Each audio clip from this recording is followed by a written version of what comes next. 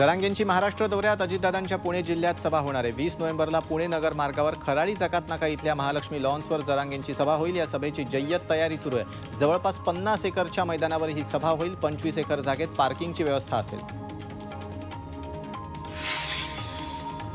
राष्ट्रवादी काँग्रेस शरद पवार गटाचे प्रदेशाध्यक्ष जयंत पाटील यांना डेंग्यूची लागण झाली आहे। त्यांनी स्वतः ट्विट करत याबाबत माहिती दिली आहे। डॉक्टरांच्या सल्ल्यानुसार तपासणी केली असता डेंग्यू झाल्याचं निष्पन्न झाल्याचं त्यांनी ट्विटमध्ये म्हटलं आहे।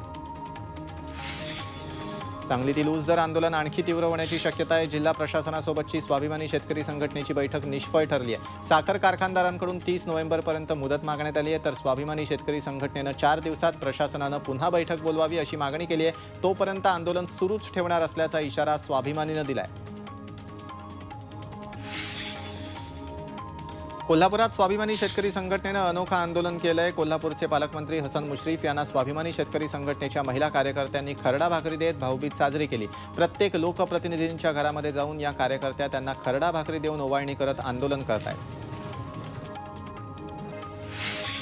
दुधाला प्रति लिटर 40 रुपये भाव देण्याची मागणी पंढरपुरातील दूध उत्पादक शेतकऱ्यांनी केली आहे। दुधाचे दर लिटर मागे 10 रुपयांनी कमी झाल्यानं दूध उत्पादक शेतकरी उद्ध्वस्त होण्याच्या मार्गावर आहेत। त्यामुळे दुधाच्या दरात वाढ करण्याबाबत मुख्यमंत्र्यांना निवेदन देऊ असं आश्वासन माजी आमदार दीपक साळुंखे यांनी केलं आहे। पुण्यातील जनरल मोटर्स कंपनीच्या कामगारांनी सांगलीत कामगार मंत्र्यांच्या घराबाहेर ठिय्या आंदोलन सुरू केलं आहे। विविध मागण्या सुरेश खाडे यांच्या पुढे मांडण्याची मागणी या कामगारांनी केली आहे। राज्य सरकारनं आंदोलनाची दखल न घेतल्यानं कामगारांची 50 ते 60 कुटुंब मंत्री सुरेश खाडेंच्या दारात उभी राहिले। यवतमाळच्या बाभूळ गावात शेतकऱ्यांनी महावितरण विरोधात गळ्याला फास अटकवून आंदोलन केलं। अनियमित वीज पुरवठ्यामुळे शेतीला पाणी देणं मुश्किल आणि पिकं करपू लागली आहेत। त्यामुळे संतप्त शेतकऱ्यांनी वीज पुरवठा सुरळीत करण्याची मागणी केली आहे।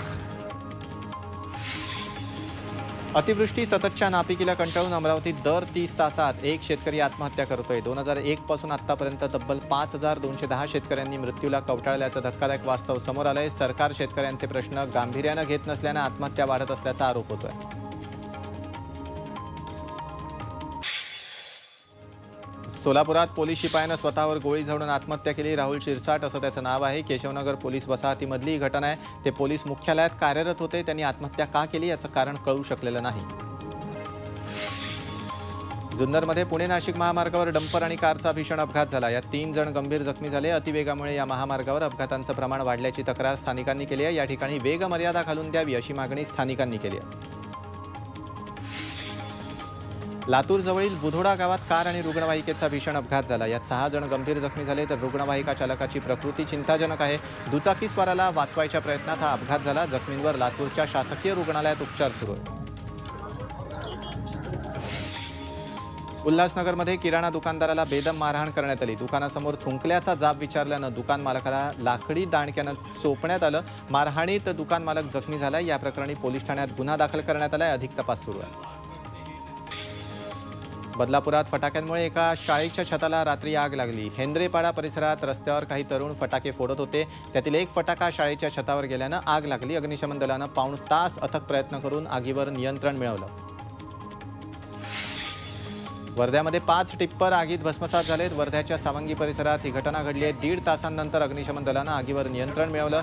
एका बांधकाम कंपनीच्या परिसरात हे 5 टिप्पर एका रांगेत लावलेले होते। आगीचं कारण अद्याप अस्पष्ट आहे। नाशिकच्या मालेगावात भुईकोट किल्ल्यात एक पणती अमर जवानांसाठी हा उपक्रम राबवण्यात आला। हजारो पणत्या शेकडो मशालींनी हा किल्ला उजळून निघाला। या किल्ल्याच्या संवर्धनाची शपथ यावेळी घेण्यात आली। बदलापूरमधील मनोरमा नगर गृहसंकुलातील लहान मुलांनी यंदा तब्बल 30 फूट लांबीचा पद्मदुर्ग साकारलाय। 26 दिवसात त्यांनी हा किल्ला तयार केला। गडावरील बारीक सारीक गोष्टींची नोंद घेऊन त्यानुसार या किल्ल्याचा आराखडा केला गेलाय। पद्मदुर्गची ही हुबेहूब प्रतिकृती बघायला बच्चे कंपनीची गर्दी दिसून आली।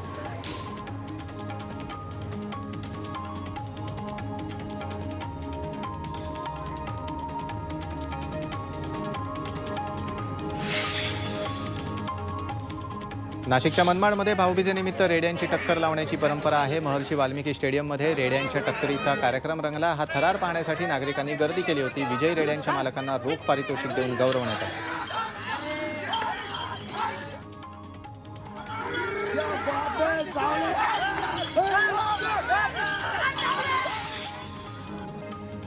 पुण्यात मोठ्या उत्साहात सगर साजरी करण्यात आली। दिवाळी पाडव्याच्या दुसऱ्या दिवशी इथला गवळी समाज आपल्या धनाची म्हणजेच हल्ल्याची वाजत गाजत मिरवणूक काढतो। यावेळी हल्ल्यांना छान सजवण्यात येतं, पितळेचा तोडा देऊन हल्ल्याचा सन्मान करण्यात येतो। यावेळी काही हल्ल्यांनी चित्तवेधक प्रात्यक्षिक सादर करून उपस्थितांची दाद मिळवली।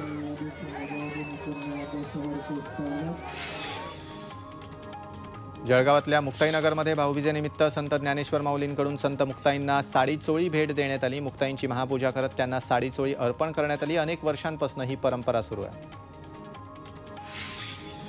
खासदार नवनीत राणा यांनी अमरावतीमध्ये सुरक्षा रक्षकांसोबत भाऊबीज साजरी केली। आपल्या सुरक्षेसाठी तैनात सुरक्षा रक्षक आपल्याला सख्या भावापेक्षा कुठेही कमी नाहीत अशा भावना नवनीत राणांनी व्यक्त केल्या। तसंच सर्वांना भाऊबीजेच्या शुभेच्छा दिल्या।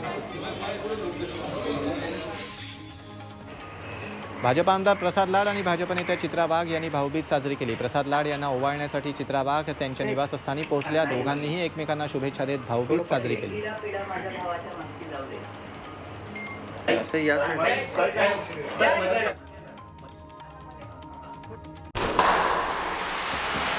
लाल मातीतली कुस्ती म्हणजे